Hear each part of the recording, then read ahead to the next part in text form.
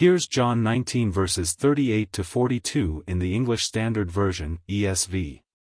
Jesus is buried.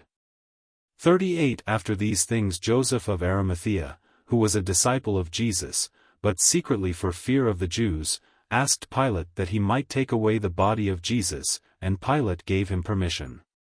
So he came and took away his body.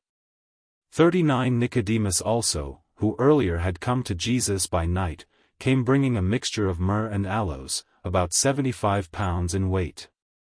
40 So they took the body of Jesus and bound it in linen cloths with the spices, as is the burial custom of the Jews.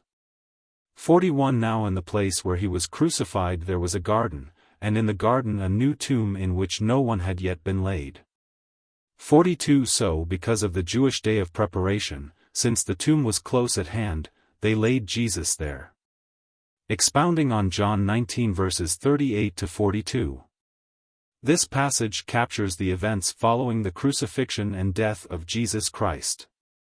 Joseph of Arimathea's courageous act, v. 38 Joseph, described as a secret disciple of Jesus, showed courage by approaching Pilate to ask for Jesus' body.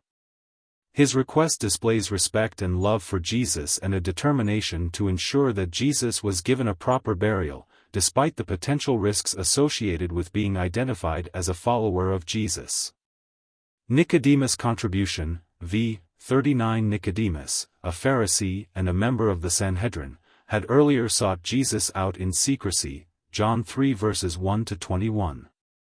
Now, he openly associated with Jesus by bringing a large quantity of myrrh and aloes. This was a significant gesture, both in terms of the monetary value of the spices and the symbolic act of honoring Jesus.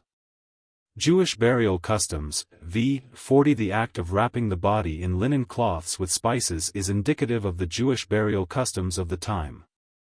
The spices would help counteract the smell of decay.